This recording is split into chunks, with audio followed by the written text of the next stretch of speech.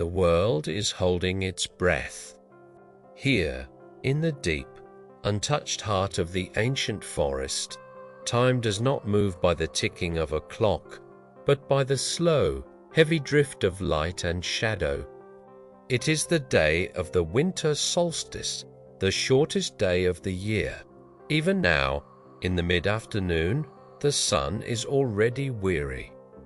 It hangs low above the jagged line of the horizon, a pale, heatless disk of silver gold, casting long, stretching shadows that paint the snow in shades of indigo and violet. The air is crisp, so cold it feels like a solid thing, a presence that presses against the bark of the towering pines and settles into the hollows of the valley. There is a clarity to this cold, a sharp, crystalline purity that magnifies every detail. The edges of the world seem sharper today. The black needles of the fir trees are etched against the pale sky with the precision of ink on parchment. The ridges of the snowdrifts stand out like frozen waves in a white ocean. You are witnessing the earth in its deepest slumber. This is a prehistoric silence, a quiet so profound that it seems to have weight. It is not merely the absence of noise. It is a blanket, heavy and soft, that muffles the landscape. There are no birds singing in the canopy. The wolves are deep in their dens, curled together for warmth.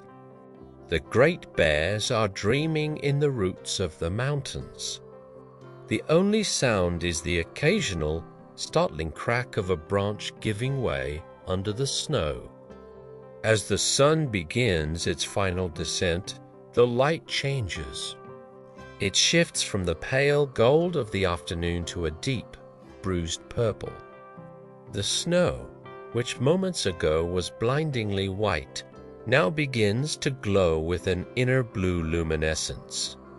It is the blue hour, that magical threshold between day and night where the world feels suspended in amber.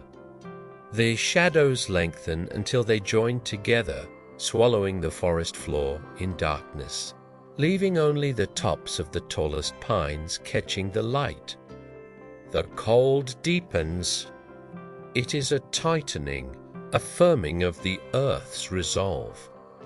The moisture in the air turns to diamond dust, tiny, floating ice crystals that catch the fading light and glitter like suspended stars.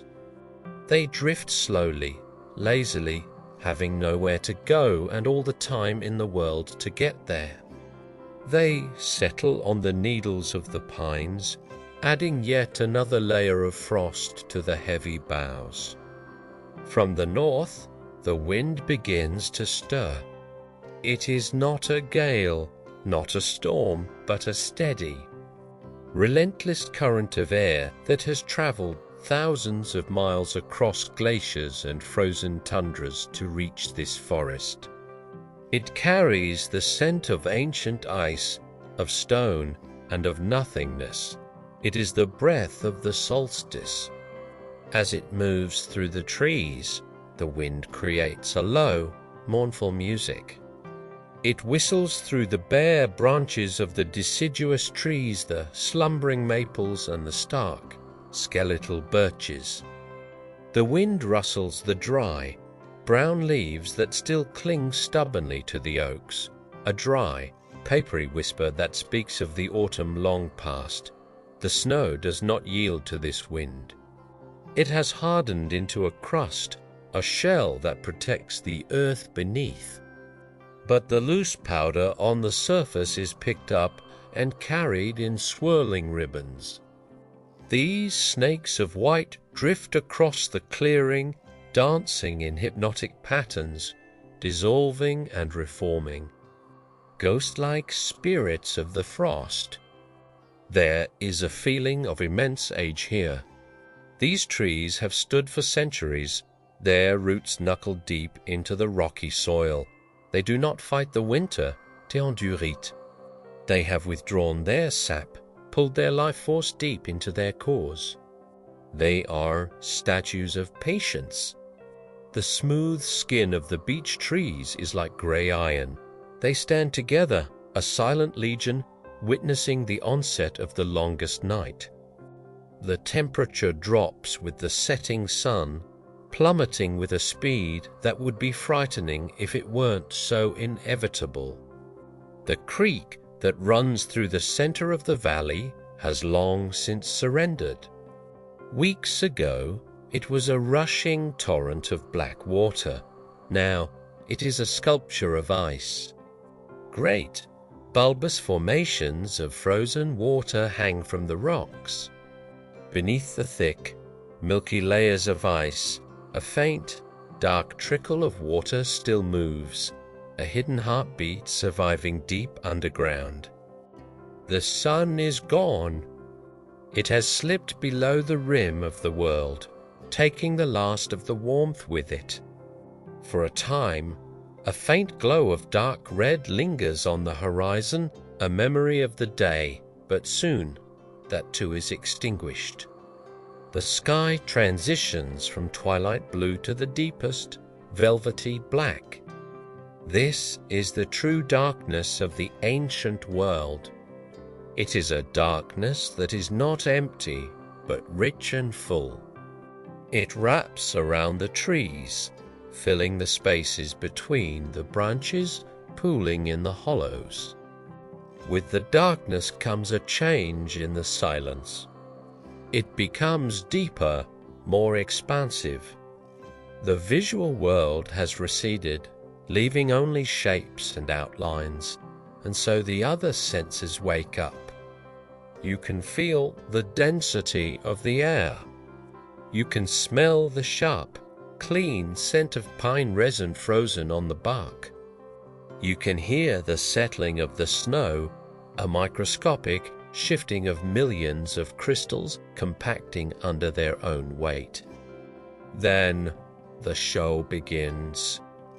Without the competition of the moon, which is new and hidden this night, the stars reclaim the sky. One by one, they pierce the velvet canopy. First, the evening star, bright and steady in the west. Then, the great hunters and the ancient beasts of the celestial sphere. They do not twinkle so much as burn, hard and steady, diamond points of light in the void. Because the air is so cold and dry, there is no haze to obscure them. The Milky Way unfurls across the heavens, a spilled river of spectral light, a band of diamond dust that mirrors the snow below. It is bright enough to cast a faint, ghostly shadow on the ground. You can see the depth of the universe, layer upon layer of stars, stretching back into infinity. The constellations wheel overhead in their slow, majestic dance. The Great Bear prowls low on the northern horizon. The hunter stands tall in the south, his belt of 3 stars perfectly aligned. These are the same stars that look down upon the ice ages, the same stars that watch the glaciers carve these valleys. They are indifferent, beautiful, and eternal. It is midnight now, the solstice moment, the pivot point of the year. The earth is tilted as far away from the sun as it can go. We are at the bottom of the well, the furthest point of the pendulum's swing. The night is at its absolute longest. The darkness is at its absolute deepest. Intimement completely, the wind dies down as if respecting the solemnity of the hour. The trees stand motionless, the drifting snow settles. The world is suspended in a state of perfect equilibrium. It is a waiting game. The earth is waiting for the signal, the subtle shift that says the return has begun. Imagine the snow beneath the surface. Down deep, under feet of white insulation, the soil is dark and frozen. But within that soil lie the seeds of the coming spring, the acorns buried by squirrels, the pine nuts hidden in the duff, the dormant roots of the wildflowers. They are sleeping, trapped in the cold, but they are alive. They are waiting for the message that the sun is coming back. Tonight, in this deepest darkness, that promise is renewed. The cold is absolute now. It is a numbing, anesthetic cold. If you were standing there, your breath would plume out in great white clouds, freezing instantly upon your scarf. The moisture in your nose would stiffen. But here you are a spirit of the forest, unaffected by the chill, merely observing it. You feel the cold as a texture smooth, hard, and clean. A great horned owl glides silently through the clearing. Its wings are soft-edged, designed for silence, and it moves like a shadow detached from the earth. It lands on the branch of a dead oak, its yellow eyes scanning the snow for the movement of a mouse. It is the only witness to the solstice, the watcher in the dark. It fluffs its feathers against the chill, a ball of mottled grey and brown against the stark black and white of the world. Urbas. The constellations shift their positions, rotating around the North Star, the anchor of the sky. The hunter dips toward the west. The great bear climbs higher. The earth spins on its axis, slow and steady. There is a change in the atmosphere. It is subtle, imperceptible to all but the most attuned senses. The tension of the deep night begins to relax. The feeling of waiting, sure feeling of arrival. We have passed thither. The sun has not yet risen. It is still hours away, but the mechanic of the universe has clicked into place. The days will no longer shorten. The light will no longer retreat. A faint breeze picks up again, this time from the east. It rustles the pine boughs, shaking loose a cascade of snow that falls with a soft hump to the ground. The sound breaks the trance of the night. The forest breathes again. The darkness is still heavy, but the quality of the starlight seems to change. It feels less lonely. The promise of the sun is a tangible thing now, a vibration in the air. The snow reflects the starlight with an intensity that makes the forest floor seem to glow from within.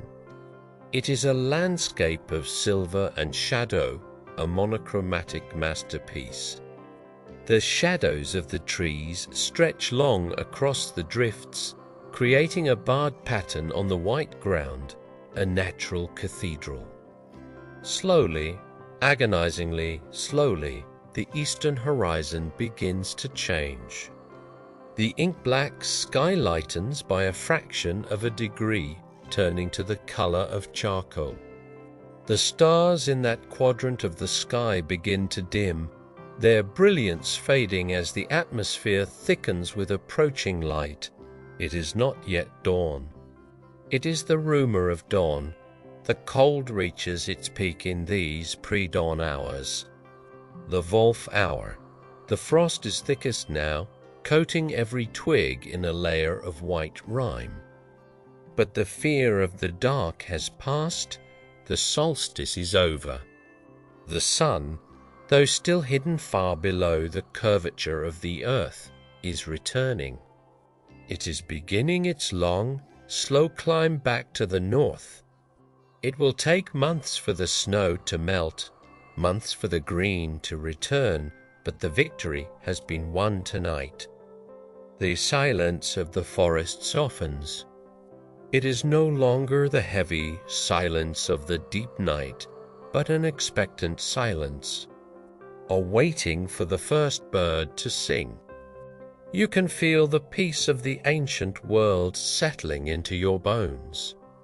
It is a peace born of endurance, of the natural cycle of rest and rebirth.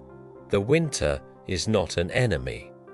It is a necessary sleep, a time for the earth to close its eyes, to dream in the dark, and to prepare for the life that will come again. As the charcoal sky fades to a deep, dusty blue, and the first hint of rose gold begins to bleed into the edge of the world, the forest remains still, wrapped in its blanket of snow, safe in the knowledge that the light has returned. The longest night is done, the cycle continues, and the silence, deep and white and eternal, holds you in its comforting embrace. We leave the solitary silence of the deep woods now. The sun, whose return we witnessed in the frozen dawn, has finished its short, low arc across the southern sky. The blue twilight has returned, deepening into the indigo of early evening.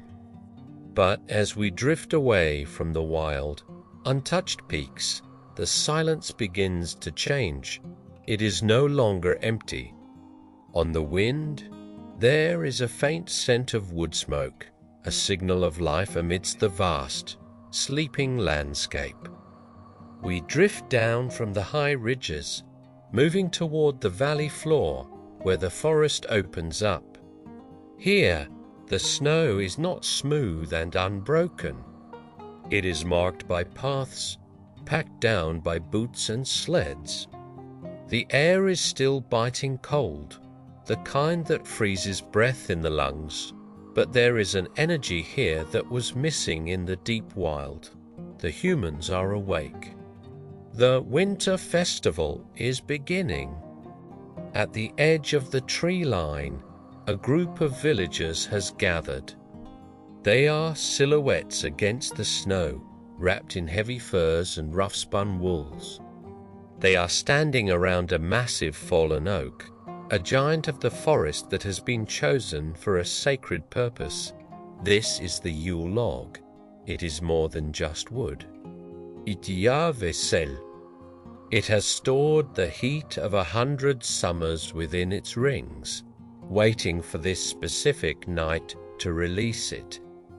Ropes of thick, braided hemp are lashed around the rough bark. The men take their places, their boots crunching into the packed snow. There is a hush of reverence, followed by a deep, rhythmic chanter low hum that resonates in their chests. They lean forward, the ropes tighten, creaking in the cold air. The great log shifts. It groans against the frozen earth, a sound of heavy wood on ice. And then it begins to slide. The procession begins, schwump. Schwump, the sound of the dragging log is hypnotic. A heavy heartbeat in the snow. It carves a deep furrow, a path that leads out of the wild darkness and towards the glowing lights of the settlement ahead. The friction of the wood against the snow releases a faint, earthy, scent-crushed pine needles. Dans oag bark, itself.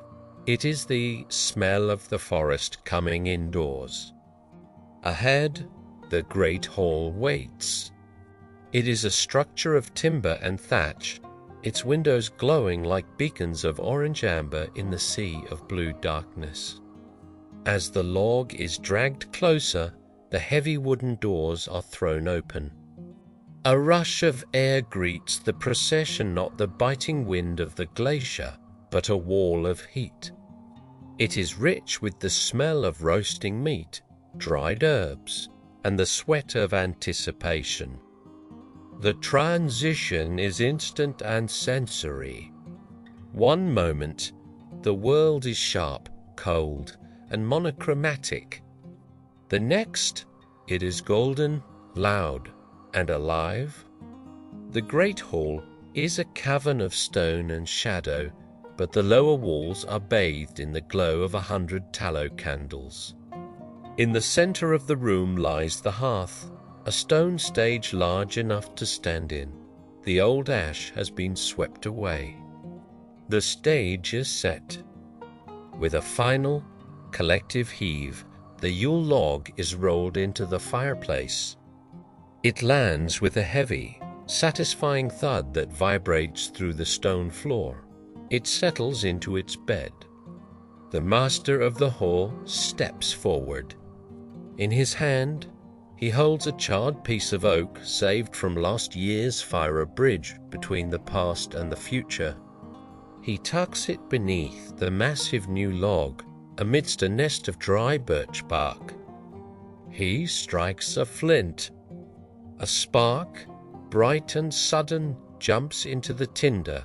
For a moment there is only a tiny, fragile glow. It breathes, expanding and contracting. Then a thin ribbon of smoke rises, carrying the sweet, incense-like smell of birch. The flame catches. It is small at first, licking at the rough bark of the Yule log, tasting the resin hidden within. The flame grows, turning from a fragile blue to a robust, roaring yellow. It climbs the side of the great oak, wrapping it in an embrace of heat. The sound of the fire changes. It begins to crackle, a sharp, popping sound that echoes off the stone walls. This is the sound of winter being held at bay. The warmth radiates outward, pressing against your face, softening the tension in your muscles. As the Yule log catches fully, the atmosphere in the hall shifts. The focus softens. We drift now further south in our imagination, across the snowy mountains and down into the rolling hills of the Roman provinces. The time is the same, the winter solstice, but here the festival is Saturnalia. The spirit of the light returning is the same, but the setting is one of opulence and ease. Imagina Romanvilla, it's fixed on Corcortard. The wind howls outside, rattling the shutters, but inside, the air is still and perfumed. The room is lit not just by a hearth, but by hundreds of wax candles serrés. They sit on bronze stands or marble tables in niches in the walls, creating a haze of golden light that makes everything look smooth and dreamlike. The air here smells of beeswax and bay laurel, of heated olive oil and spiced wine.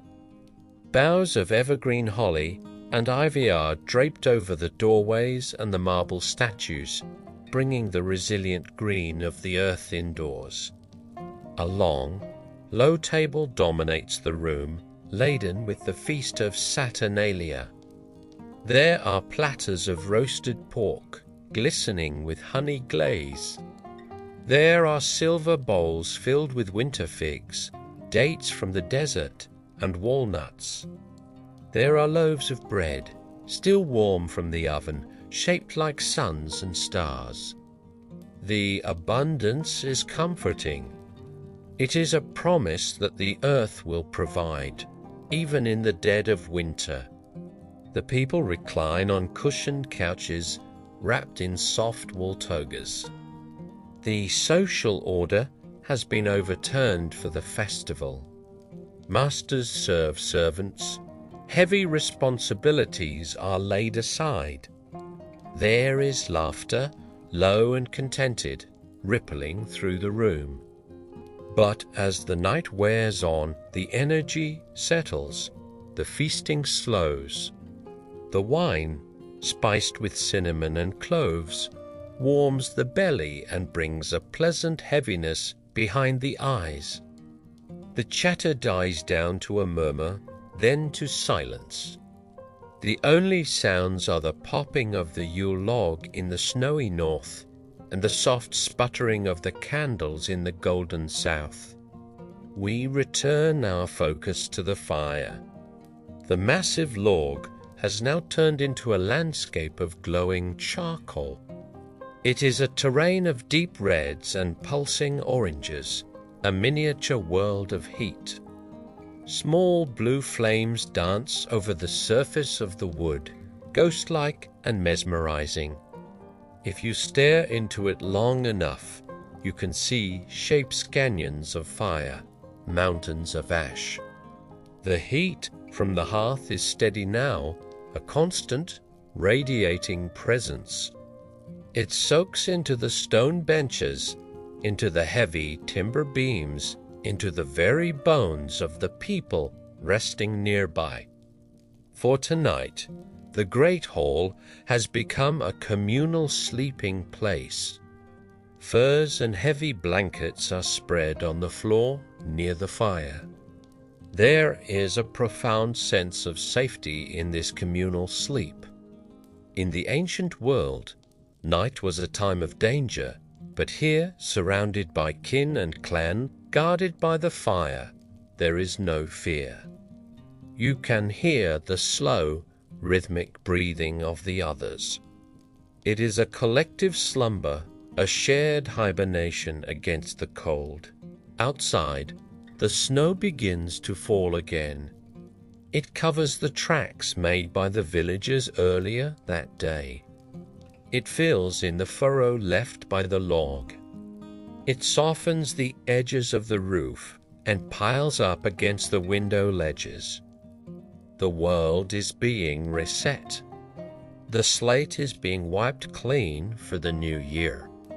The wind sings a lullaby around the corners of the building, testing the cracks, but the mud and moss chinking hold firm. The cold is kept at the gate. Inside, the air is thick and drowsy. The smell of the wood smoke has mellowed, becoming a sweet background note that smells like home. As the night deepens, a hush falls over the gathering. The eating is done, the wine cups are set down. It is time for the telling of tales. In the corner of the hearth, an elder shifts in their wooden chair. Their face is a map of wrinkles, etched by 80 winters, but their eyes are bright, reflecting the dancing flames. They clear their throat, a sound like dry leaves rustling. The room quiets instantly. Even the children, who were chasing shadows near the pillars, settle down into the piles of furs. Storytelling is the oldest magic. It is the way the sun is sung back into the sky. The elder begins to speak, their voice low and melodic, rising and falling with the cadence of an ancient song. They tell of the great bear in the stars and the wolf that ate the moon. The voice acts as a lullaby.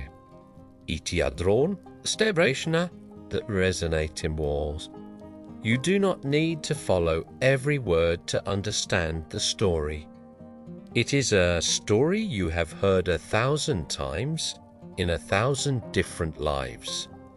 It is the story of darkness losing its grip, of the seed sleeping beneath the snow, of the inevitable return of life. Asulisten chudini. It is a wide, blackened funnel of stone. The smoke from the Yule log curls upward in lazy, grey ribbons, carrying the sparks with it. These sparks are like tiny, fire-born stars, rushing up to join their cold cousins in the night sky.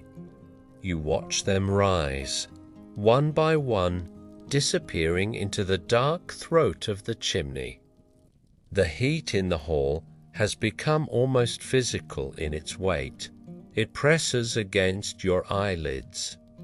The smell of the roasting meat has faded, replaced by the cleaner, sharper scent of the burning oak and the beeswax candles. The elder's voice weaves in and out of the crackling fire sounds. Snap, hiss, murmur. It is a symphony of safety. In the Roman villa, a similar scene unfolds. A poet stands near the center of the room, reciting verses of the golden age, the mythical time when Saturn ruled, and the earth gave forth crops without toil. The Latin syllables are soft and liquid, flowing like the spiced wine. The listeners drift on the words, their minds painting pictures of eternal summers and sun-drenched fields. But here, in the winter night, the contrast makes the comfort sweeter. To imagine summer while the frost thickens on the window pane is the ultimate luxury. You pull the furs tighter around your shoulders. You can feel the rough texture of the wool, the softness of the pelt. It is a tactile reminder that you are protected, layered against the elements. The stories wind down. The voices become softer, slower, leaving long pauses where only the fire speaks. The separation between the story and the dreamer begins to blur. Are you the hero of the myth? Are you the bear sleeping in the cave? Or are you simply a weary traveler, grateful for the hearth? The distinction no longer matters. One by one, the candles in the Roman villa burn down and flicker out, leaving trails of fragrant smoke. The shadows lengthen and merge, until the room is lit only by the last embers of the hearth. The light is dim, a deep, sleepy twilight. The colors of the room fade into grays and soft blacks. But the story of the night is not over. It is simply deepening. The Yule log will burn for 12 days, they say. For now, it is a glowing heart in the center of the darkness, a steady pulse. It is a sun brought down from the kept safe indoors. As you watch the embers pulse, you feel a sense of continuity. The night stretches out before you, long and unhurried, a vast landscape of time that you are free to explore. You are part of this ancient circle. You are safe in the hall. The heavy wool blanket is tucked up to your chin. The stone floor beneath the furs is solid and grounding. Your eyelids are heavy, but your awareness is still gently present. You are drifting, floating on the boundary between the waking world and the dream world, tethered only by the soft, rhythmic crackle of the fire. The events of the day, the dragging of the log, the noise of the feast, the cold of the wine door begin to soften. They do not disappear, but they lose their weight. They become distant images, like tapestries hanging on a far wall. You are moving deeper now, past the surface of the celebration, sinking into the quiet, ancient atmosphere that lies beneath the festivities. The heat from the hearth is steady, a constant, radiating presence that reaches into your very bones. You feel the tension melting from your shoulders, your back, your legs. You are perfectly supported. There is nowhere else you need to be. The night is young, and the journey through this winter silence is only just beginning. Outside, the snow continues to fall, adding layer upon layer of silence to the world. It covers the tracks, the paths, the history of the day. Inside, the firelight paints soft, shifting patterns on the ceiling. Your breath slows to match the rhythm of the embers. You are warm. You are safe. You are ready to drift deeper into the mysteries of the solstice night.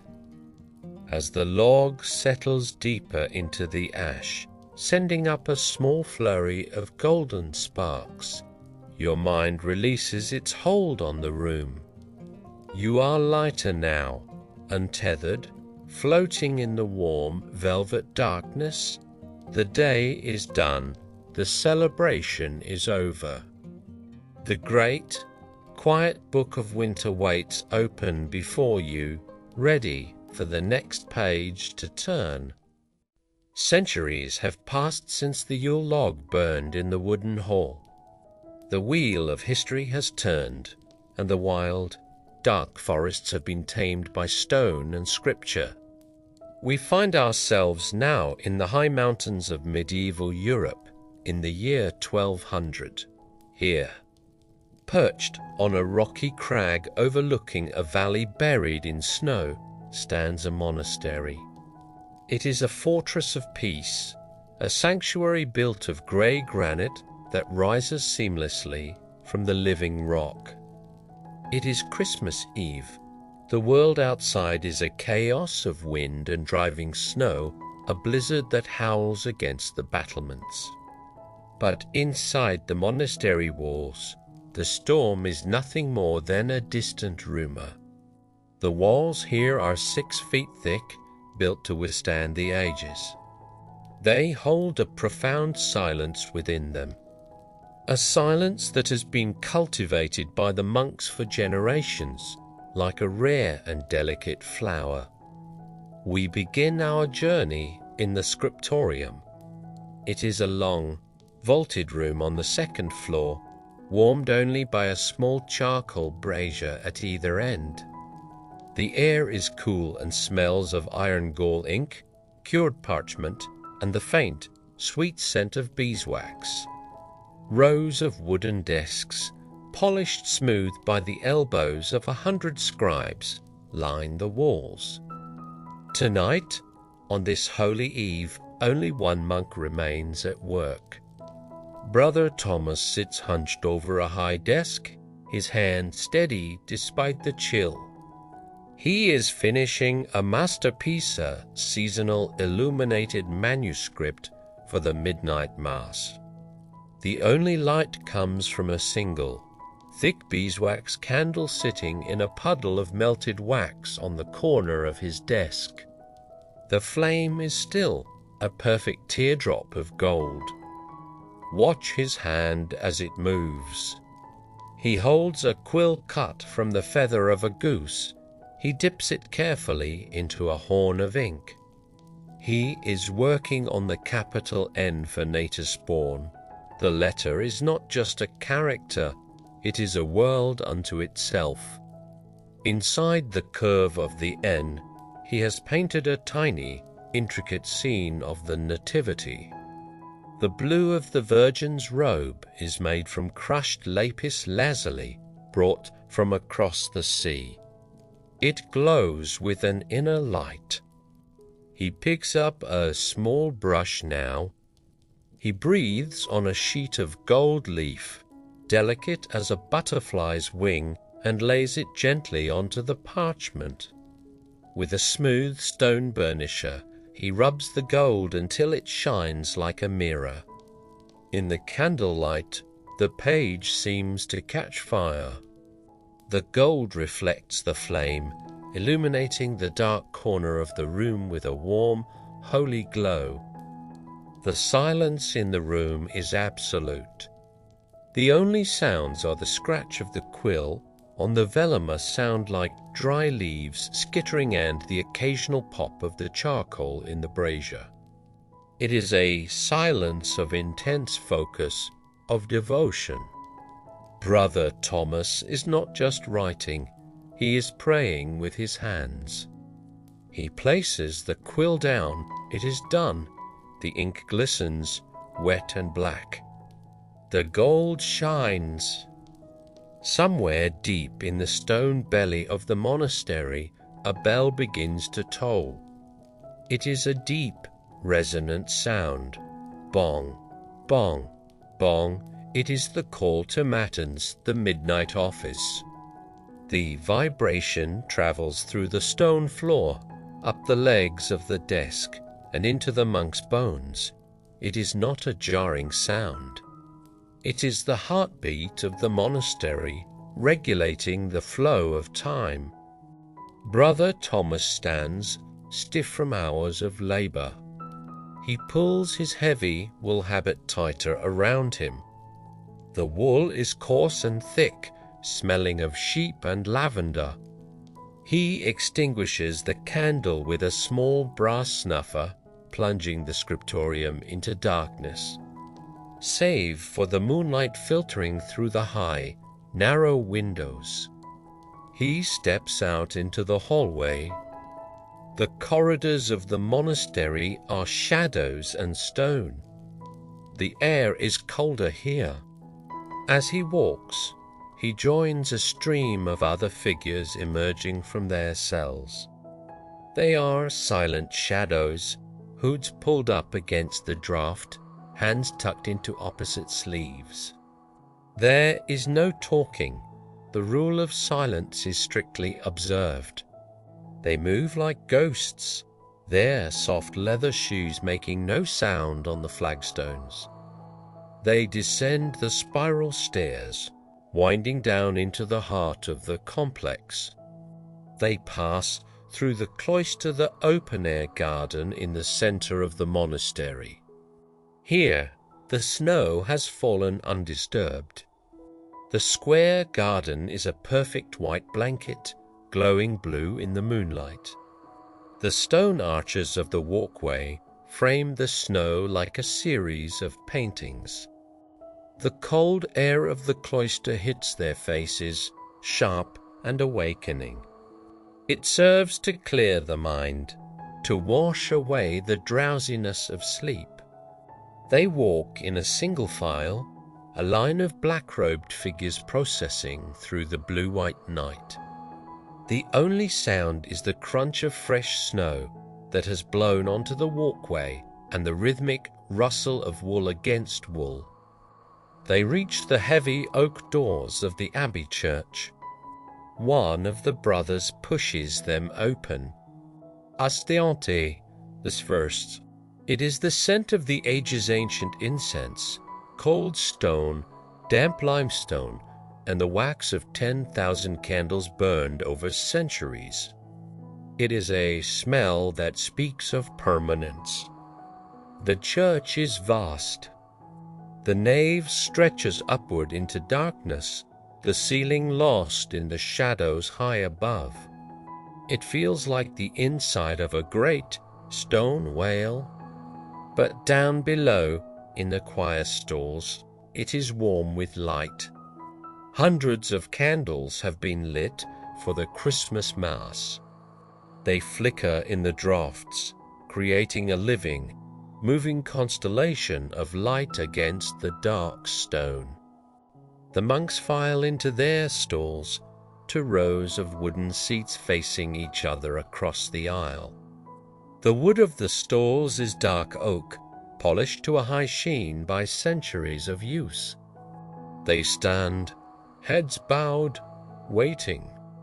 The silence here is different from the scriptorium. It is a pregnant silence, a silence that is waiting to be filled.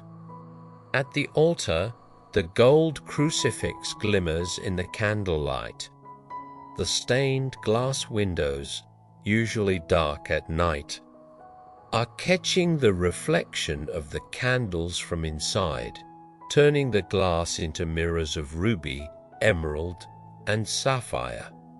The saints in the glass seem to be watching the service, their faces illuminated by the flickering fire. The abbot strikes a wooden staff against the floor. Once, the sound echoes sharply. Then, the singing begins. It starts as a low rumble, a unison note that seems to rise up from the floorboards. It is Gregorian chant. Monophonic, without harmony, every voice singing the exact same pitch. Pure natus est nobis. The sound is not loud, but it is incredibly powerful. The acoustics of the stone cathedral are designed to amplify the human voice, to carry it up to the heavens. The notes hang in the air, sustaining long after the monks have stopped singing them. The sound rolls over you, a physical wave of vibration. There are no instruments, no organ, no violins. Only the human voice, stripped of all ego. The voices blend together so perfectly that it sounds like one giant entity singing. The deep basses of the older monks provide a foundation, while the lighter tenors of the novices float above. It is a river of sound flowing through the cold air. As the chant continues, the censers are swung. Clouds of frankincense smoke billow out, catching the light of the candles. The smoke rises in distinct columns, twisting and turning, white ghosts dancing to the music. The smell is spicy and sweet, a sharp contrast to the cold stone. It fills the head, inducing a state of trance-like calm. You are sitting in the back of the nave, wrapped in a heavy fur cloak, watching. You feel small in this vast space, but not insignificant. The repetition of the chant is hypnotic. The Latin words, even if you do not understand them, have a rhythm that soothes the nervous. Kyrie eleison, Christ eleison. The sounds are round and open, soft vowels that lull the mind. The atmosphere is one of profound peace. There is no hurry here. The service moves with a glacial slowness. Every movement of the priest is deliberate. Every turn of the page is a ritual. In a world outside that is brutal and short, this ritual offers a sense of eternal order. The stone walls keep the chaos at bay. Time seems to dissolve. Minutes stretch into hours, but there is no boredom, only a deepening sense of presence. You watch the candles burn down, the wax dripping slowly down the sides. You watch the play of shadows on the high arches. The shadows lengthen and shorten as the draughts move the flames. The chant shifts to the Gloria. The melody rises, becoming more joyous, climbing higher in the scale. It swirls around the vaulted ceiling, looking for a way out, but finding only the stone angels carved into the corbels. The sound washes back down, showering the monks in their own music. It is a feedback loop of praise. And then silence returns. The final note of the Mass fades away, lingering for a ghostly second in the apex of the roof. The abbot raises his hand in a final blessing. The monks bow. The rustle of fabric returns as they pull their hoods back up. The service is over.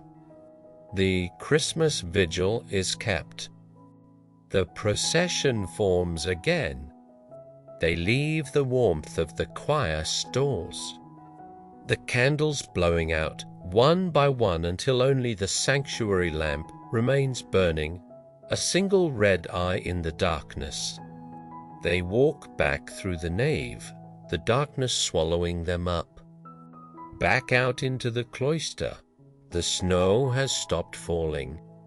The clouds have parted, revealing a winter moon that is impossibly bright. The snow in the garden glitters like crushed diamonds. The air is colder now, the deepest part of the night, but the warmth of the chant is still in their chests. Brother Thomas climbs the spiral, stairs to the dormitory. He enters his cell. It is a tiny room, barely large enough for a pallet of straw and a wooden chest. There is no heat here. The stone walls radiate cold, but he does not mind. He is filled with a quiet joy, a serenity that warms him from the inside out. He lies down on the straw mattress, pulling the rough wool blanket up to his chin. He listens to the wind singing around the stone towers of the monastery. It is a lonely sound, but he does not feel lonely. He feels connected to the brothers sleeping in the cells next to him, connected to the stars wheeling overhead, connected to the history of this place. The smell of the incense still clings to his clothes. The melody of the chant still echoes in his mind, a gentle earworm that loops softly. Poignant, he closes. The stone monastery stands firm, a great grey ship anchoring him in the night. The candle in the scriptorium is out, but the gold leaf on the page still shines in the dark, unseen. The silence of the mountain wraps around the tower. The snow piles up against the gates, sealing the monks in their world of prayer and peace. The Christmas miracle has happened again, not with fanfare, but with a whisper in the dark. Sleep comes quickly. It is a deep, monastic sleep, uncluttered, heavy, and restorative. The world turns, the stars fade, the stone walls hold, and in the silence of the snow, the mind finds its ultimate rest. We leave the high, silent walls of the monastery now. We drift down the mountainside, following the winding, snow-covered path that leads back into the world of men. The air here is less thin, less sharp. It grows heavier with the scent of wood smoke and damp pine. Below us, nestled in the curve of the frozen river, lies a medieval village. It is a cluster of thatched roofs and timber-framed house, looking like a collection of sleeping animals huddled together for warmth. It is the night of December 5th, the eve of St. Nicholas. The village is quiet, but it is a different kind of quiet than the monastery. It is a hush of anticipation. The streets are empty, the cobblestones hidden beneath a fresh layer of powder. The windows of the cottages are dark, save for the faint, ruddy glow of the embers in the hearths. But inside these small homes, the children are not yet asleep. They are listening. The legend of St. Nicholas is old here. He is not the jolly figure of the far future, but a tall, slender bishop dressed in robes of deep crimson and gold, carrying a staff of birch wood. He is the protector of children, the silent wanderer of the night. The story says he walks the snowy rooftops, listening at the chimneys, deciding who has been kind and who has been quarrelsome. But tonight there is no fear, only the thrill of magic. In the darkened cottages, a ritual has taken place. Near the hearth, or by the draughty wooden door, a row of shoes sits waiting. They are not delicate shoes. They are rough, handmade things, clogs carved from wood, or boots of thick, cracked leather, shaped by the feet that wear them. They are worn and muddy, smelling of the earth. But tonight they have been scrubbed clean. Inside each shoe, the children have placed a handful of hay or a bright orange carrot. This is the offering for the saint's white horse. It is a humble gift, but given with a full heart. The house is silent now. The parents are in their beds, buried under piles of sheepskins. The children lie awake, eyes wide in the dark, straining to hear the clip-clop of hooves on the roof tiles. Every creak of the timber beams, every whistle of the wind in the chimney sounds like a visitor. Imagine the invisible presence of the saint moving through the village. He is a spirit of generosity.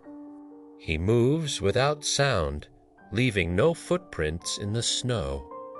He pauses at a cottage door. The latch lifts silently. He enters the room, bringing with him the smell of cold air and myrrh. He sees the shoes. He smiles, a secret, ancient smile. He takes the hay and the carrot, leaving the shoes empty for a moment. Then he reaches into his heavy cloak. He pulls out the gifts. They are simple treasures, precious beyond measure to these village children. A distinct gold coin stamped with the face of a king, a handful of nuts, walnuts and hazelnuts, a small wooden toy carved by a master craftsman, a honey cake spiced with ginger. He places them carefully into the rough leather boots. He vanishes as quickly as he came. The latch clicks shut. The wind settles. In the morning, there will be shouts of joy, the sound of wooden clogs running on floorboards, the taste of sweet honey. But for now, the magic lies in the waiting. It lies in the belief that someone is out there in the cold, watching over them, bringing light into the dark winter. The village sleeps, wrapped in this comforting blanket of faith. We drift upwards now, rising above the thatched roofs of the village. We move toward the hill that overlooks the river. There, dominating the skyline, stands the castle. It is a massive structure of grey stone, its towers piercing the night sky. But unlike the monastery, which was a fortress of solitude, the castle tonight is a fortress of celebration. The drawbridge is down, spanning the frozen moat. Torches burn in iron brackets on either side of the gatehouse, their flames whipping in the wind, casting wild, dancing shadows on the stone. We pass through the gate into the inner courtyard. It is bustling with activity. Even at this late hour, servants are moving back and forth, carrying crates of wine and baskets of holly. We enter the great hall. The transition is overwhelming. You leave the monochrome world of the snowy night and step into a kaleidoscope of color and warmth. The hall is enormous, its ceiling lost in the rafters where the banners of old knights hang, dusty and faded. But down here, at eye level, everything is rich and vibrant. The walls are lined with tapestries. These are not just decorations. They are insulation, thick layers of wool, and silk that keep the cold radiating from the stone at bay. Look closely at them. They depict scenes of the hunt, stags with great antlers bounding through green forests, falcons diving from blue skies, ladies in tall hats riding white palfreys.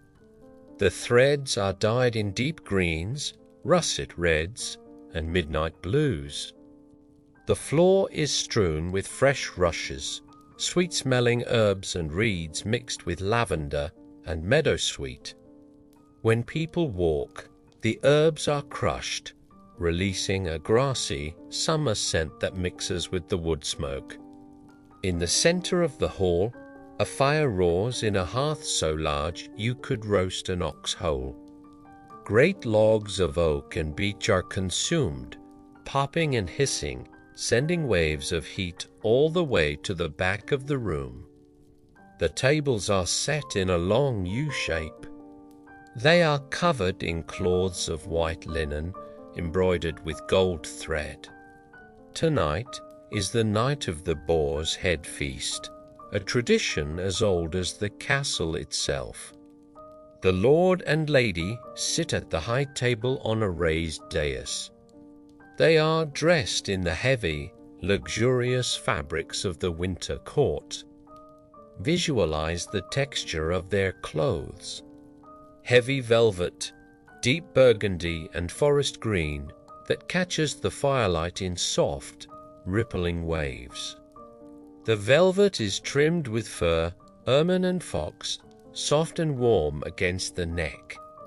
The weight of the fabric is comforting, a heavy layer of protection against the draughts. The lady wears a necklace of heavy gold links. The lord wears a tunic embroidered with the family crest. The feast is in full swing, but the atmosphere is not rowdy. It is a refined, ceremonial celebration. A hush falls over the hall. The heavy wooden doors at the far end swing open. A trumpet sounds, a single, clear note that cuts through the murmur of conversation. The procession begins. For strong men enter, carrying a massive silver platter on their shoulders. On the platter rests the head of a great wild boar. It has been roasted to a deep, glistening brown. In its mouth, an apple is wedged, bright red and shiny. Sprigs of rosemary and bay laurel are tucked behind its ears, creating a crown of greenery. The herbs have been singed by the fire, and their pine-like aroma fills the room. Following the boar is a train of servants carrying torches. They march in time to a slow, rhythmic drumbeat. A jester, dressed in motley, capers quietly along the side, shaking a stick with bells that jingle softly, chink, chink, chink, chink.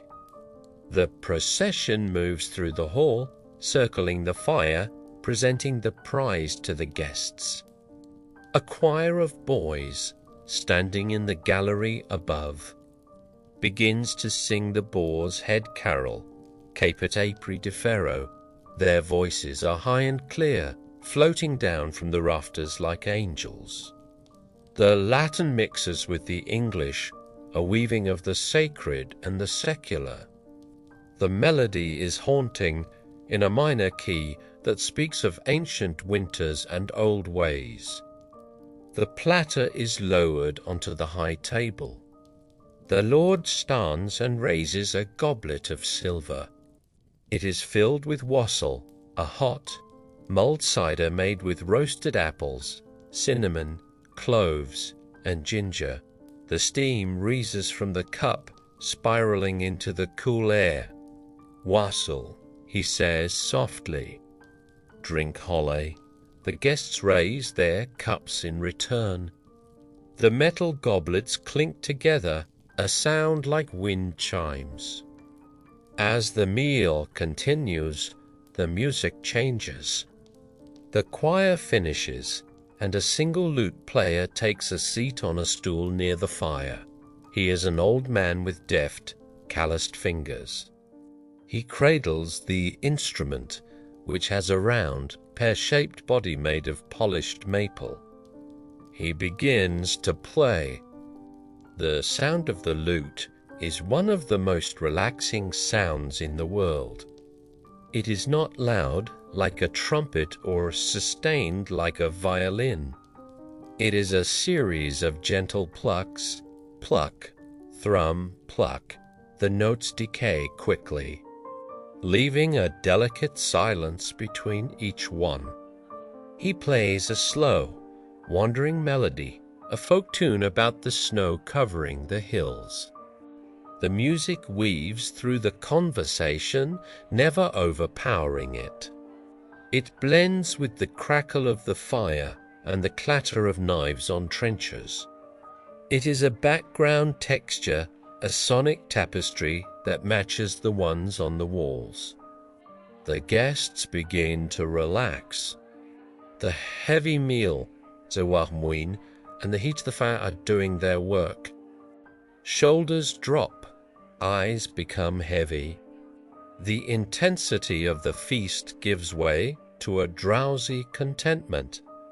The dogs, great wolfhounds that have been prowling the hall, hoping for scraps, finally settle down. They circle 3 times in the rushes before collapsing with heavy sighs, resting their heads on their paws near the hearth. You can focus on the small details now. The way the firelight catches the dust motes dancing in the air, turning them into floating gold. The way the shadows of the guests stretch long and distorted across the stone floor.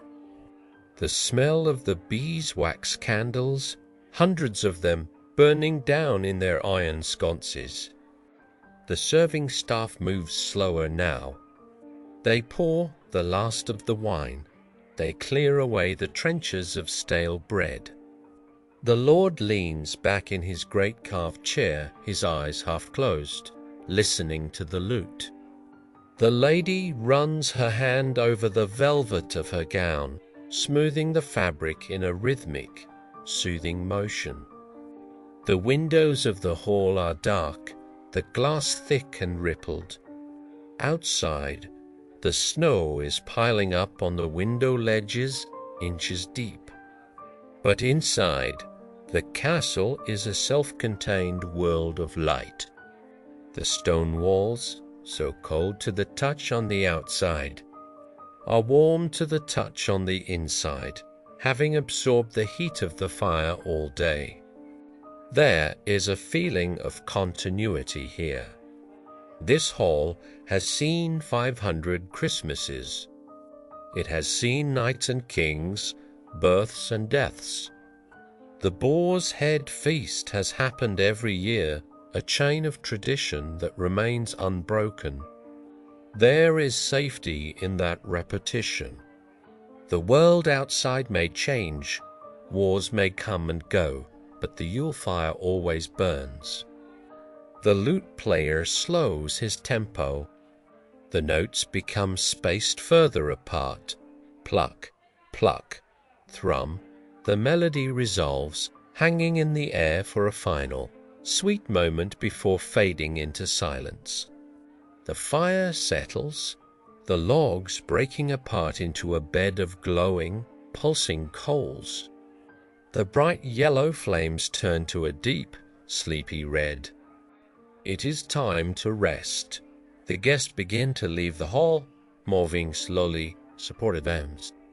They head to their chambers, to beds piled high with feather ticks and wool blankets.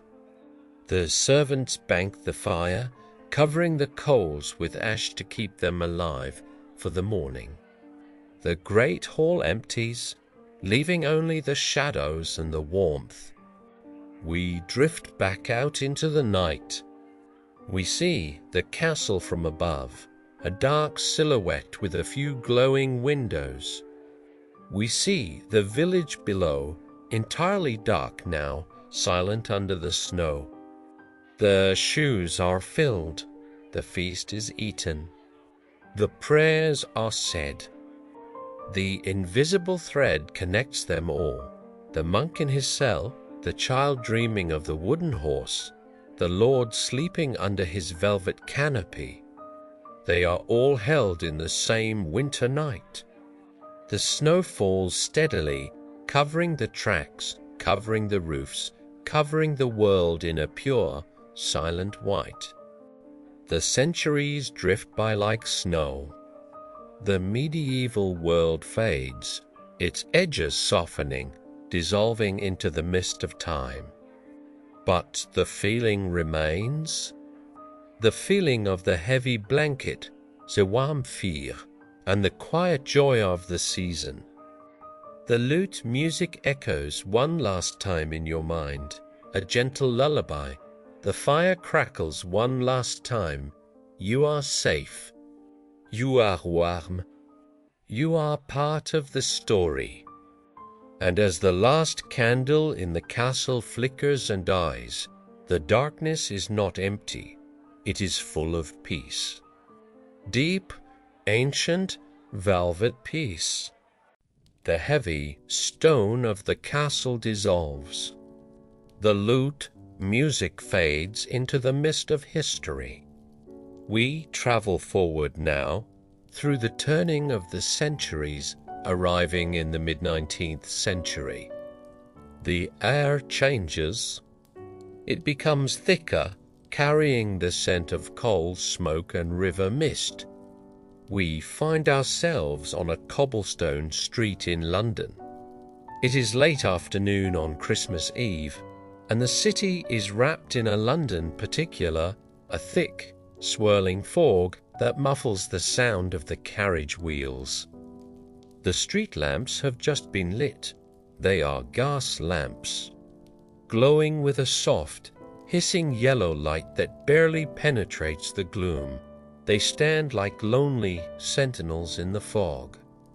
But we are not staying out in the cold. We are heading towards a tall, brick townhouse with black lacquered railings and a heavy door painted a deep, glossy green.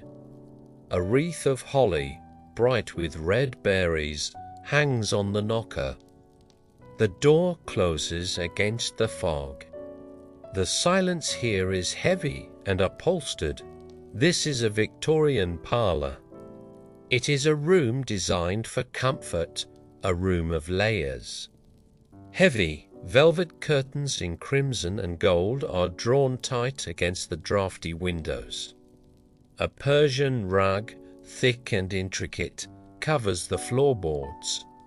Insert, a coal fire burns with a steady, intense heat, casting a warm orange glow on the floral wallpaper. But the center of attention is not the fire.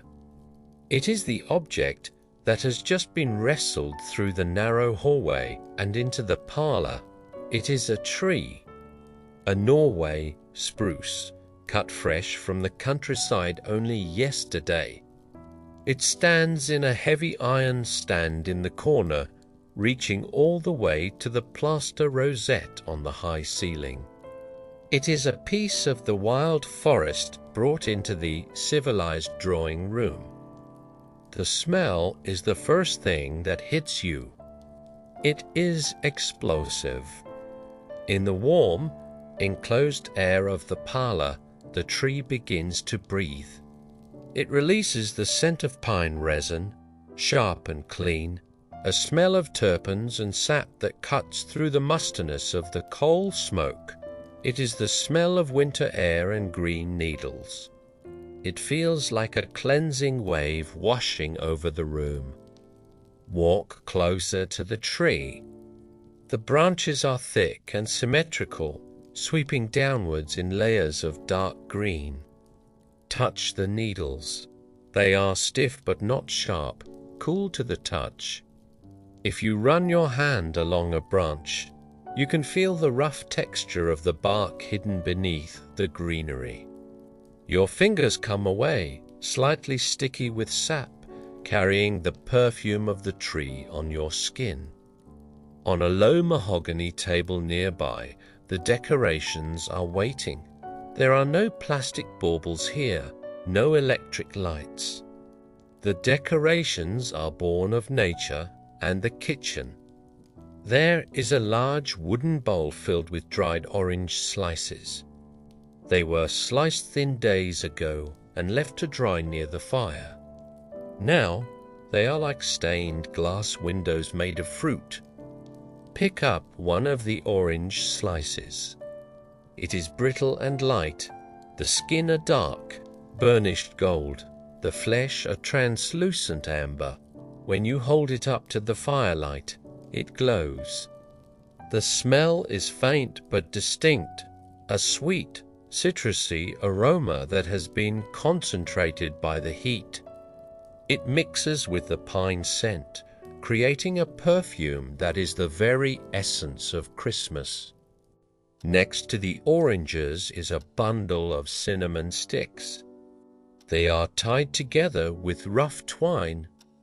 The bark of the cinnamon is dusty and reddish-brown, curled tight like ancient scrolls. When you rub them between your palms, they release a warm, spicy dust.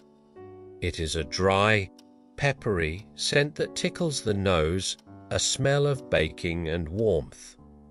The process of decorating is slow and methodical. There is no rush. A length of red satin ribbon is threaded through the center of an orange slice. It is tied to a sturdy branch near the trunk of the tree. The orange catches the light, looking like a miniature sun suspended in the green shadows.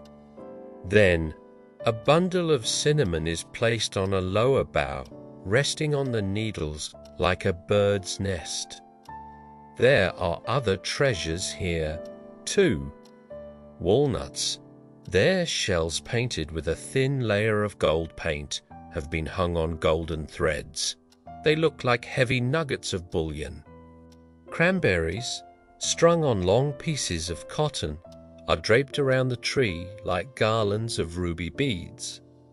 The red of the berries pops against the deep green of the spruce. And then the glass. From a padded box, delicate ornaments are lifted.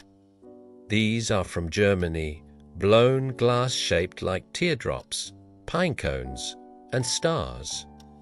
The glass is incredibly thin, almost weightless. It is silvered on the inside, creating a mirror effect.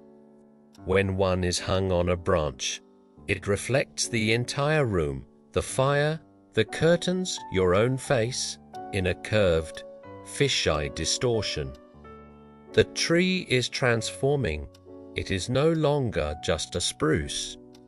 It is becoming a symbol. It is heavy with fruit and spice, glittering with silver and gold. But the most important part is yet to come: the lighting. In a small cardboard box, wrapped in tissue paper, are the candles. These are not ordinary candles. They are small, white tapers made of pure beeswax. They smell of honey and pollen, a soft, floral scent that is different from the tallow candles used in the kitchen. The placement of the candles is a precise art. They must be clipped onto the ends of the branches, far away from the hanging decorations and clear of the branch above them. The clips are made of tin, shaped like small flowers that grip the wood. Snap! The sound of the metal clip biting into the branch is satisfying. One by one, the candles are placed, 12 of them, 20 of them, 30. They stand upright, white pillars against the green. They are unlit, waiting. The room is growing darker now. The fog outside has thickened, pressing against the window panes, turning the world beyond the glass into a grey void. The gas lamps on the wall are turned down, hissing into silence. The only light comes from the coal fire, which is now a bed of glowing red cinders. The room is steeped in shadow. It is time. A long taper is lit from the fireplace. The flame is carried to the tree. The first candle is lit. The wick catches instantly, drinking up the wax. A small, tear-shaped flame blooms. It casts a localized glow, illuminating the needles immediately around it, turning them a vibrant emerald green. Then the next is lit, and the next. As more candles catch, the light in the room changes.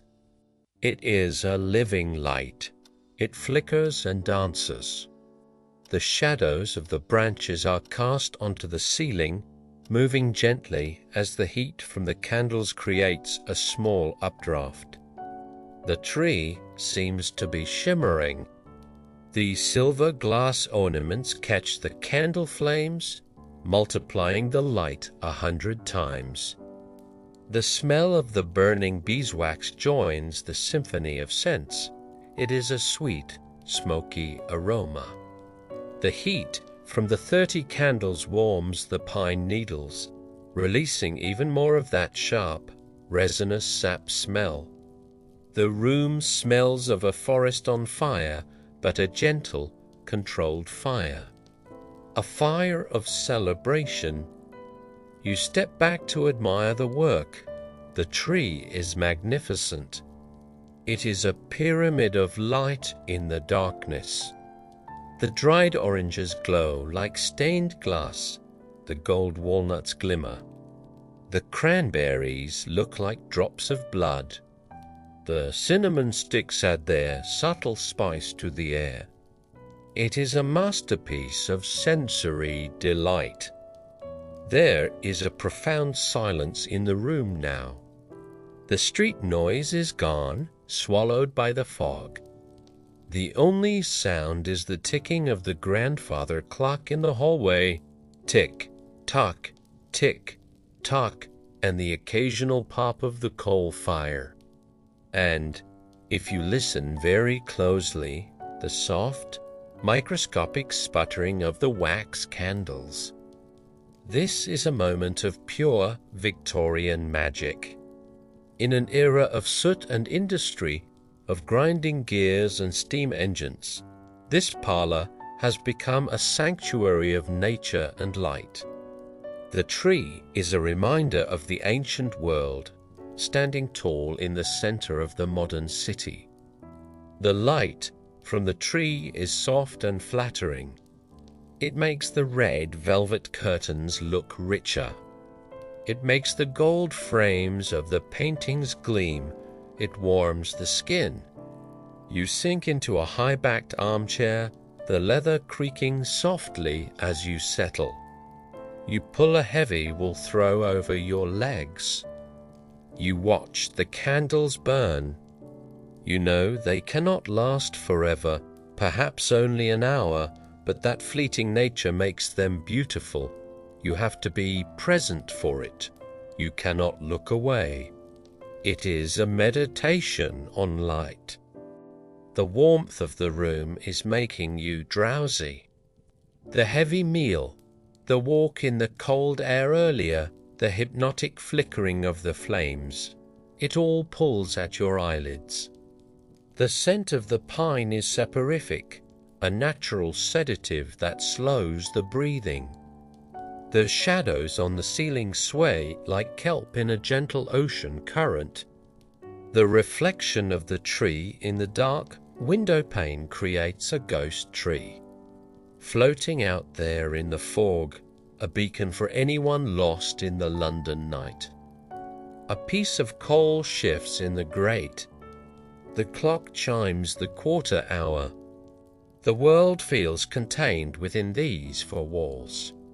Everything you need is here: warmth, light, the scent of nature, the safety of home. Your eyes focus on a single ornament, a silver star near the top. It holds the reflection of a single candle flame. It is a tiny, perfect point of light. As you stare at it, your vision begins to blur at the edges. The room softens. The boundaries of the parlour seem to expand and dissolve. The smell of the oranges reminds you of the sun. The smell of the pine reminds you of the mountains. The smell of the cinnamon reminds you of the earth. You are travelling without moving, drifting on the sensory currents of the season. The candles burn down slowly, the wax dripping in slow motion rivulets, hardening into white tears on the green branches. The light becomes lower, warmer, more intimate. The tree is whispering its story to the room, a story of patience and growth. You are part of the stillness. The heavy air of the Victorian night holds you down, grounding you. The fog wraps the house in a blanket of silence. The fire warms your feet. The tree warms your soul. Aye. Rest here in the parlour. Let the gaslight stay off. Let the world outside turn on its axis. For now, there is only the pine, the spice, and the gentle, flickering light of the wax candles guiding you towards sleep. We leave the warm, pine-scented parlour now. We step into the hallway, pulling on a heavy wool coat, a thick scarf, and leather gloves. We open the heavy front door, painted a glossy, deep green, and step out onto the front step. The transition is instant. The air is bracingly cold, a sharp contrast to the drowsy heat of the fire. We are in London, 1890. It is the height of the Victorian era, and the city is wrapping itself up for the night. The door clicks shut behind us, sealing away the candlelight. We stand on the stoop for a moment, adjusting to the atmosphere. The London particular, the famous thick fog of the city has settled in. It is not a frightening fog. It is a cozy, insulating blanket. It softens the hard edges of the brick buildings. It muffles the distant roar of the city into a soft, rhythmic hum, the word more intimate. We descend the 3 stone steps to the pavement. Underfoot, the ground is white. A fresh layer of snow has fallen over the cobblestones, hiding the grime and the soot of the industrial city. It is a pristine layer, sparkling under the street lamps. When you take a step, there is a satisfying, muffled crunch. It is the sound of winter. The snow grips your boots, steady and solid. Above us, the gas lamps are burning. Theatal, blacked with glass cases. Inside, the gas flame hisses softly, a constant, serpent-like whisper. The light they cast is not the harsh white of modern electricity. It is a warm, butter-yellow glow. In the fog, each lamp is surrounded by a halo of diffused light, a golden orb floating in the grey mist. They stretch down the street like a string of pearls. We begin to walk. The street is lined with tall terrace houses. They are identical, built of dark brick, with black iron railings guarding the basements. Tonight, they all look welcoming. Every window is lit. Through the gaps in the curtains, you can see flashes of domestic life. A father reading a newspaper, a maid carrying a tray, a family gathering around a table. You are a silent observer, passing through their lives for just a second. The air smells of coal smoke, yes, but tonight it is mixed with other things. As we pass a bakery that is just closing up, the scent of yeast and spices drifts out.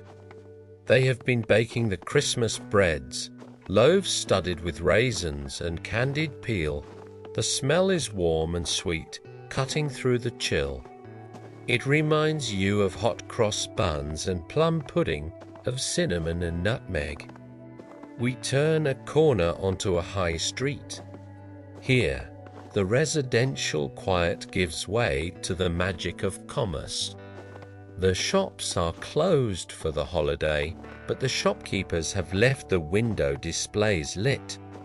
Knowing that evening strollers will be out to admire them, we stop in front of the first window. It is a toy shop. The glass is framed in dark mahogany, polished to a shine. Press your face closer to the cold glass.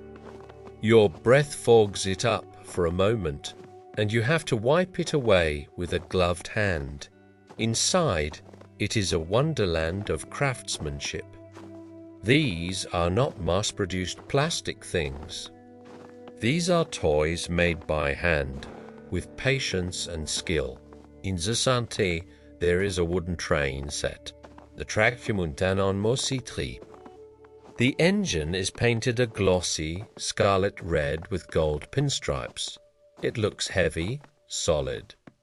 You can imagine the weight of it in a child's hand. Behind it, the carriages are painted forest green. Tiny wooden passengers sit inside, forever waving. The train is frozen in motion, just about to enter a tunnel. It captures the romance of the railway age, the promise of travel and adventure. To the left of the train, an army stands at attention. Toy soldiers, cast in lead and painted with meticulous detail. They wear red coats and tall black bearskin hats. The tiny drummer boy has his sticks raised. The officer on his horse has his sword drawn. They are arranged in perfect rows, a splash of military color against the velvet backdrop of the display. And there, in the corner, is the most beautiful item of all. A rocking horse. It is large, carved from dappled grey wood. Its mane and tail are made of real horsehair, flowing and soft. The saddle is made of real leather, stitched with tiny, precise stitches. Its glass eyes are dark and soulful.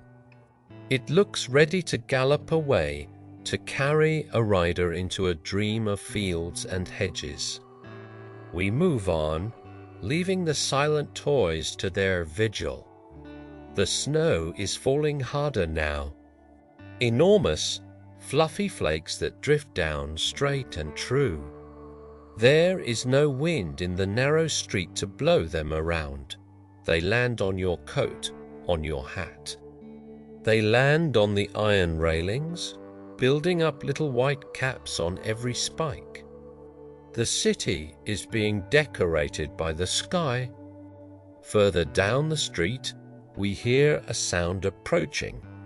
It is a rhythmic, percussive sound, but soft, clip-clop, clip-clop, muffled by the snow. Out of the fog, a shape emerges.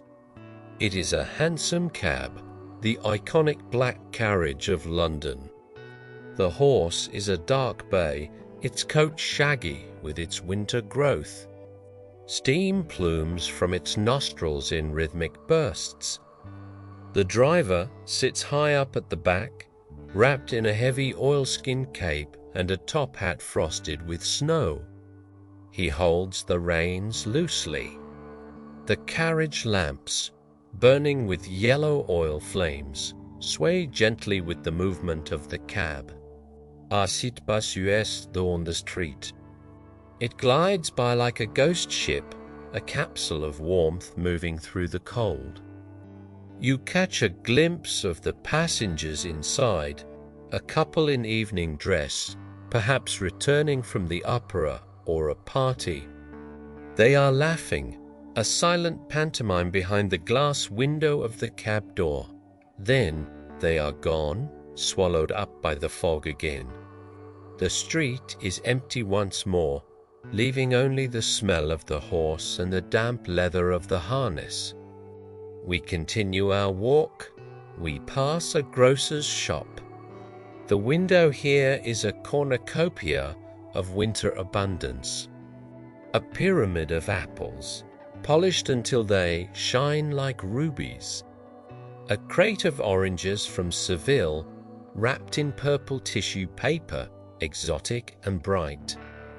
Bunches of holly hang from the ceiling, the green leaves sharp and glossy, the berries a shocking red. Hanging in the back are the geese and turkeys, waiting for the ovens of tomorrow. It is a reminder of the feast to come. The Victorian Christmas is a time of plenty, a defiance against the lean, dark months of winter. The window display promises full bellies and warm kitchens. It promises that the cold will not win. The snow is deepening on the pavement. We leave a trail of footprints behind us, the only mark on the pristine surface. The silence of the snow is profound. London is usually a city of noise, of shouting costermongers, clattering wheels, and ringing bells. But tonight, the snow acts as a sound dampener. It absorbs the noise, leaving only a hushed, reverent stillness. We reach a small square. In the center is a garden fenced off by iron railings. The trees inside are bare, their skeletal branches etched in black against the grey sky. But tonight they are clothed in white. Every twig, every branch is outlined in snow. It looks like a lace drawing, delicate and fragile. A robin, puffing out its red breast against the cold, sits on a branch, watching us pass. From somewhere in the distance, the sound of music drifts towards us. It is a brass band. The Salvation Army, perhaps, playing on a street corner a few blocks away. The sound is faint, filtered through the maze of buildings and the falling snow. They are playing God Rest Ye Merry, Gentlemen. The deep, brassy notes of the tuba and the bright melody of the trumpet blend together. Oh, tidings of comfort and joy. The music feels melancholy but hopeful. It speaks of the endurance of the human spirit. In this vast, industrial city, amidst the smoke and the fog, people are still singing. The music warms the air around it. We stop to listen. The cold is nipping at our nose and ears now, a sharp tingle that makes us feel alive. We pull our scarf tighter. The contrast between the cold skin of our face and the warmth of our body under the wool coat is pleasant. It is the feeling of being protected. Looking up, the fog seems to be lifting slightly. Or perhaps the moon is trying to break through. A faint, pearlescent glow illuminates the clouds from above. It casts a silver sheen on the slate roofs of the houses. The chimney pots, row upon row of them, stand like soldiers on the rooftops, puffing their grey smoke into the sky. We pass a church now. It is an old stone building, Gothic and imposing. The stained glass windows are lit from within, glowing with jewel tones of blue, red, and gold. The heavy oak doors are open just a crack, and light spills out onto the snowy steps. You can hear the murmur of voices inside, the midnight mass beginning. The smell of frankincense drifts out, mixing with the smell of the snow. It is the same smell from the medieval monastery, the same smell from the ancient world. The thread of history remains unbroken. We do not go inside. Our journey is out here in the cathedral of the streets. We turn back towards the house. The walk has been long, and a pleasant tiredness is settling into our legs. The cold has done its work, tiring the body and clearing the mind.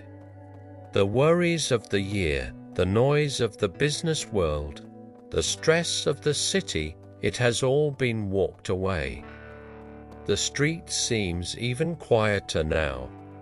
The lights in some of the houses have gone out as people retire to bed. The city is sleeping. The snow continues to fall, relentless and gentle. It is burying the cobblestones, burying the dirt, making everything new. By morning, London will be a white city, a clean slate for Christmas Day. We see the green door of our house ahead. The gas lamp outside it is burning faithfully. We climb the steps, stomping our boots to shake off the snow. We turn the key in the latch. The door opens, and the warm air rushes out to meet us again. It smells of the pine tree, of the dying coal fire, of home. We step inside and close the door, locking out the fog and the cold. The silence of the house is different from the silence of the street. It is a warm silence. We hang up our coat, heavy and damp with melted snow. We take off our gloves. Our hands tingle as the blood rushes back to them. The walk is done. The city of London, with its gas lamps and its toy shops, its carriages and its carols, is left behind in the night. It is time to rest. The Victorian world, with all its solidity and its sentiment, Oldu es sa fait. Listen one last time. Through the brick walls, through the heavy velvet curtains, you can just barely hear the brass band fading away. Comfort and joy, comfort and joy. There's not hane, ten dissolve. The gas lamp outside hisses on. The snow falls on the empty street. The rocking horse in the shop window stands watch. And the city sleeps, deep and dreamless, waiting for the bells of Christmas morning. The gas lamps of London fade behind us. The years drift by like clouds across the moon. We arrive now in a different time, a different place, yet under the same vast, watching sky. It is December 24th, 1914. We are in the fields of Flanders, near the French-Belgian border. The landscape here is flat and open, a canvas of frozen earth stretching out towards the horizon. It has been raining for weeks, turning the clay soil into a sea of mud, but tonight the weather has changed. A hard frost has set in. The temperature has dropped sharply, and the mud, once soft and yielding, has frozen solid. It crunches underfoot like broken glass. The puddles in the shell holes have turned into mirrors of black ice, reflecting the stars that have finally broken through the cloud cover. We find ourselves in a trench. It is a deep scar cut into the earth, reinforced with sandbags and timber planks. Usually, this is a place of noise and damp, but tonight, the frost has dried the air. The walls of the trench sparkle with rime. Every sandbag, every wooden post is coated in a delicate layer of white crystals. The war has been paused by the winter itself. The silence is the first thing you notice. For months, the air has been filled with the thunder of artillery, the whine of shells, and the sharp crack of rifles. But tonight, the guns are silent. The machinery of war has ground to a halt. The silence is not empty. It is heavy and physical. It presses against the ears. It is so quiet you can hear the wind sighing through the barbed wire in no man's land. The soldiers are huddled in their dugouts, small, cave-like shelters carved into the side of the trench. Inside, it is dimly lit by candles and makeshift lamps made from tins of bacon fat. The air smells damp, tobacco smoke, and metallic scent of the frosts. Men are wrapped in greatcoats, their breath pluming in the small space. They are young men, many of them spending their first Christmas away from home. They are thinking of the roaring fires in London, of the goose and the pudding, of the families they left behind. They reread letters that have become tattered and soft from being folded and unfolded 100 times. But outside, something is happening. A sentry stands on the fire step, looking out over the parapet. His breath rises in a steady stream of white vapor. He is watching the enemy lines, only 100 yards away across the frozen field. Usually, this is a vista of danger. But tonight, the field is just a field. The moonlight turns the frost-covered wire into silver lace. Then he sees it, a light, a tiny, flickering point of yellow in the darkness of the German lines. Then another, and another. They are not flares. They are steady. They are candles. The Germans are placing small Christmas trees, Tannenbaum, along the top of their trench. The little trees are silhouetted against the dark sky, their candles burning brave and bright in the still air. The sentry calls softly to his mates. Look at that. Men crawl out of the dugouts, blinking in the cold air. They climb up onto the fire step, peering over the sandbags. They watch in disbelief. A line of lights stretches along the enemy trench, a necklace of fire in the wasteland. It is a sight of impossible beauty in a place of desolation. And then the sound. It begins as a low hum, drifting across the frozen gap. A single, baritone voice, rich and deep. Stille Nacht, heilige Nacht. The words are German, but the melody is universal. It is a tune that every man in the British trench knows in his bones. The voice is steady, unwavering in the cold night air. Alles schläft, einsam wacht. Other voices join in. A harmony rises from the German trench, a chorus of men singing to the stars.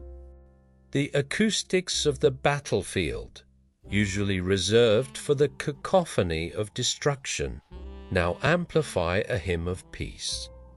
The British soldiers listen, spellbound. The sheer surrealism of it holds them transfixed. When the German carol finishes, there is a moment of silence. Then, without an order being given, a British soldier begins to sing in response. The first Noel, the angels did say his voice is shaky at first, then grows stronger. Others join him. The rough, tired voices of the British troops blend together, rising up to meet the lingering notes of the Germans. They sing back and forth, trading carols like gifts across the divide. The language is different, the uniforms are different, but the music is the same. The melody bridges the gap that the bullets could not. It is a dialogue of song.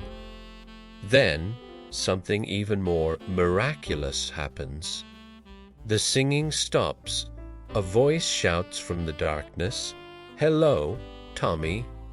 A reply goes back, "Hello, Fritz." There is laughter, nervous, incredulous laughter. A head pops up above the German parapet. Then a figure stands up, fully visible in the moonlight. He has no rifle. His hands are raised. "Don't shoot," he calls out. We know shoot. One by one, heads appear along the lines.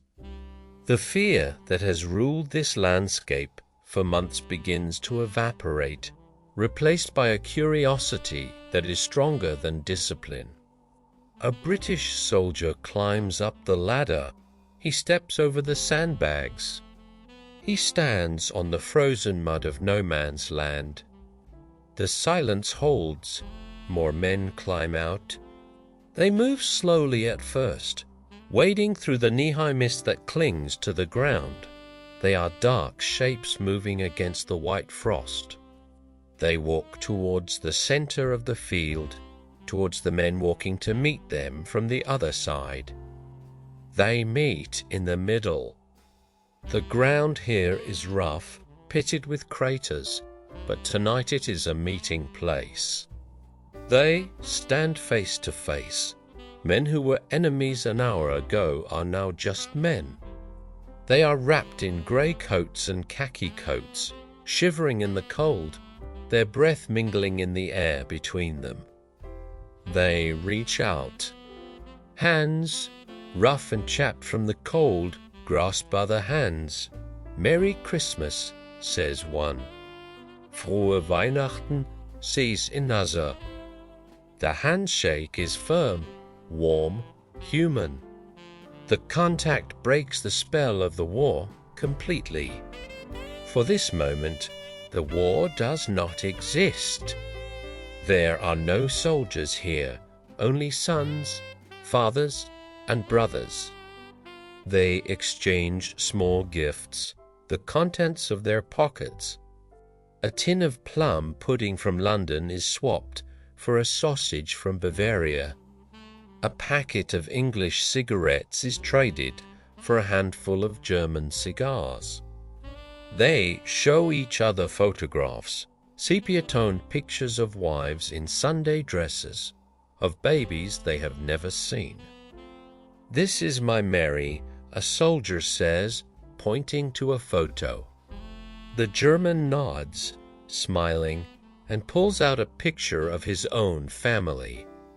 They do not need to speak the same language to understand the look in each other's eyes.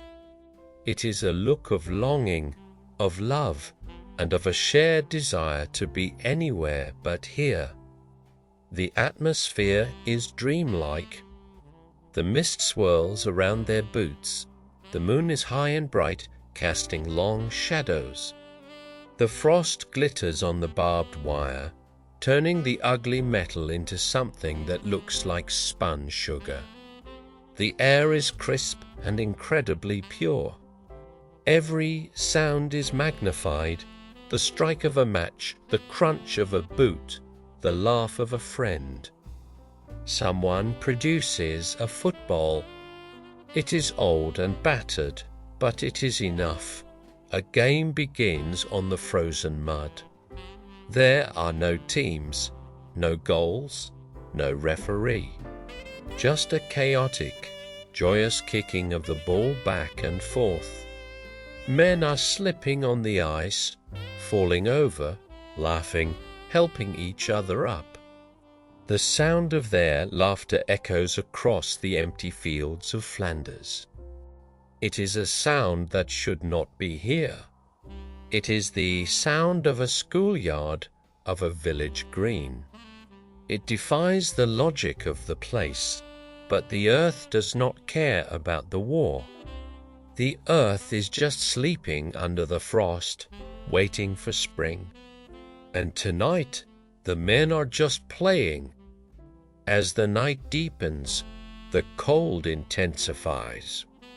The moisture in the air turns to diamond dust, floating in the moonlight. The men stand in small groups, smoking together, sharing the warmth of the glowing embers. The smoke drifts up, mixing with the fog. They look up at the sky. It is the same sky. The same constellations wheel overhead: Orion, the Hunter, the Pleiades, the North Star. There is a profound sense of peace. It is not just the absence of noise, it is the presence of grace. It is a feeling that settles deep in the chest, a realization that humanity is vast and shared. The hatred, that was manufactured by headlines and speeches dissolves in the reality of a shared cigarette on a cold night. The truce is fragile, they know. It cannot last forever, but tonight it is absolute. There is a safety here in the middle of no man's land that feels safer than the deepest bunker. It is the safety of trust. Slowly, the night wears on. The cold begins to seep through the coats. The candles on the German parapets burn down, flickering out one by one. It is time to go back. There are final handshakes, final claps on the shoulder. Good luck. They turn and walk back towards their own lines. They walk slowly, reluctant to leave this magic circle. They climb back over the sandbags, dropping down into the darkness of the trenches, but they are not the same men who climbed out. They carry something back with them, a warmth that has nothing to do with the fire. Back in the dugout, the soldier sits on his bunk. He wraps his blanket around him. He looks at the German button he was given, turning it over in his fingers. The metal is cold, but it holds a memory. He closes his eyes. The silence returns, but it is no longer heavy or oppressive. It is a peaceful silence. The guns are still sleeping. The frost is still holding the mud in its grip. The stars are still watching. He lies back, the straw mattress rustling beneath him. He listens to the breathing of his comrades asleep around him. He thinks of the singing, silent night. It really was a silent night. Holy night. The fear has gone. The tension has unspooled. His muscles relax. The cold air is fresh and clean in his lungs. He feels a deep, narcotic heaviness in his limbs. The world has stopped turning for a moment, just for him. He drifts towards sleep, the melody of the carol still playing softly in the back of his mind. He is safe. The dawn is hours away. For now, there is only the quiet, the frost, and the memory of peace. The Western Front sleeps. The miles of trenches, usually a scar on the face of the world, are covered in a bandage of snow. The conflict is suspended in amber, and as the soldier sleeps, the snow begins to fall again, covering the footprints in no man's land, covering the evidence of the football game, covering the place where enemies stood as friends. The white blanket tucks the world in, hushing it, soothing it, holding it in the deep winter dark. The snowy fields of Flanders fade into the mist. The voices of the soldiers, singing across the frozen earth, drift away into the silence of history. We travel forward now, moving through the decades, leaving the past behind. We glide through the roaring 20s, past the neon lights of the 50s, through the turning of the millennium. The timeline dissolves. The history book closes. We arrive now. In this moment, you are home. The journey through time is over. You are back in your own safe, warm sanctuary. It is late at night in the modern world. The house is quiet. The busy noise of the day has long since settled. The traffic outside has thinned to a rare, distant hum that only emphasizes the stillness inside. The world is asleep, and you are safe behind your own walls. You are resting in your favorite spot, perhaps a deep, soft sofa, or your own warm bed. The air in the room is perfectly tempered, holding a steady, comfortable warmth that keeps the winter night at bay. The curtains are drawn, shutting out the street lights, shutting out the cold. There is only one source of light in the room: the Christmas tree. It stands in the corner, a gentle guardian of the night. But now all the other lights are out. The overhead lamps are off. The reading lamp is clicked off. There is only the tree. It is wrapped in a string of small, glowing lights. They are steady and soft, not flashing, just burning with a constant, low-wattage calm. I want you to gaze at the tree in your mind's eye. Or, if you are looking at it now, let your focus soften. Don't look at the branches or the ornaments, just look at the lights. Let your eyes go out of focus slightly, so the points of light become soft, fuzzy orbs. They are floating in the darkness, little islands of color in the sea of night. Notice the colors. They are the colors of the stories we have told tonight. There is the amber light. Look at the amber glow. It is the color of the ancient fire. It is the color of the Yule log burning in the great hall. Imagine that amber light is a source of heat. As you look at it, imagine a wave of warmth flowing from the light across the room and touching your toes. Feel that warmth entering your feet.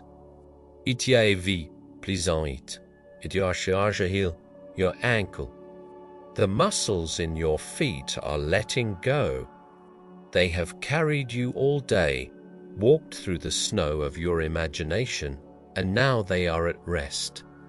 They feel heavy, sinking into the mattress or the cushions. Amber, warm, heavy. Now shift your focus to a red light on the tree. It is a deep, rich crimson. It is the color of the velvet robes in the medieval castle. It is the color of the holly berries in the Victorian street. This red light is the color of safety. It pulses slowly in your vision. Let the feeling of safety travel up your legs, past your shins, past your knees. Feel your calf muscles unknotting, lengthening. Feel your thighs becoming heavy and loose. There is no tension here. The red light is a signal that you can stop guarding, stop holding on. Your legs are to heavy weights, anchoring you to the earth. Red, safe, still. Find a green light now. It is hidden deep in the branches, illuminating the needles. It is the color of the evergreen forest, the ancient pines that stood in the silence of the solstice. It is the color of life, of breath. Focus on that green glow. As you watch the green light, bring your attention to your breathing. Inhale slowly, slow. The green light is the rhythm of nature. As you breathe in, imagine you are breathing in the clean, fresh scent of the forest. As you breathe out, imagine you are breathing out the smoke of the city, the stress of the year. Let this relaxation move into your hips and your stomach. Let your lower back soften. We hold so much tension there, bracing ourselves against the world. But here, in the green light, you can let it go. Sink deeper into the support beneath you. The chair, the bed, it is holding you up. You do not need to hold yourself up. Green, breathe, release. Now, look for a blue light. It is a cool, icy blue. It is the color of the snow in the monastery cloister. It is the color of the frost on the fields of 1914. But it is not a cold that bites. It is a cool, soothing touch. It is the cool side of the pillow. It is a mental cleanse. Imagine that cool blue light touching your chest, your shoulders, your arms. Your shoulders drop down where ears te fall back, heavy. The relaxation flows down your arms, past your elbows, into your wrists. It flows into your hands. Your fingers curl naturally, soft and empty. Your hands are resting. They are not typing, not gripping, not working. They are still. The blue light washes over them, cooling the nerves, quieting the fidgeting. Your upper body is completely at rest, sinking deeper and deeper into the cushions. Blue, cool, calm. Now look at the whole tree again. See the lights blurring together, amber, red, green, blue. They form a constellation in your living room, a galaxy of peace. The wires that connect them are invisible in the dark. They are just floating points of light suspended in the void. Bring the relaxation up to your neck. Let your head tip back slightly, finding the perfect spot on the pillow. Let the muscles in your jaw unclench. Let your tongue fall away from the roof of your mouth. Let your cheeks soften. Even your ears relax. Focus on your eyes. They are so heavy. The eyelids feel like heavy velvet curtains drawn shut against the world. You might still see the afterimage of the tree lights behind your closed lids, soft, glowing dots fading into the black. Watch them fade. Watch them drift. Your forehead is smooth, smooth as a sheet of fresh snow. No furrowed brows, no worrying thoughts. Imagine a hand, cool and gentle, smoothing across your forehead, wiping away the thoughts of the day. They are gone, they are for tomorrow. Tonight is for rest. The room is so quiet, you can hear the silence. Itiatik, protective silence, wraps around blanket. The only sound is the rhythm of your own breath, in and out. In and out. You are drifting now. You are floating between the lights. You are floating between the centuries. You are safe in the ancient forest. You are safe in the stone castle. You are safe in the warm parlor. You are safe in your own home. It is all one big, connected web of safety. The tree stands guard in the corner. Its lights will keep burning while you sleep, a silent vigil. You do not need to watch anymore. You can let go. You can turn off the mind. Click off the thoughts, one by one, like blowing out candles. Candle 1, out. Candle 2, out. Candle 3, out. The room is getting darker. The darkness is comfortable. It is soft. Iti velv. It is the darkness of the womb, the darkness of the deep earth where the seeds sleep. Your body is asleep. It is heavy, warm and recharged. Your mind is untethered. It is a balloon, the string cut, floating up into the night sky, drifting among the stars. The same stars that watched the Romans, the same stars that watched the soldiers. the same stars that watch you. Drifting, floating, sleeping, the lights blur into a soft haze. The colors swirl and fade, amber, red, green, blue, fade to black. There is nothing left to do. There is nowhere left to go. The story is told. The book is closed. The night is yours. Deep, slow, quiet, sleep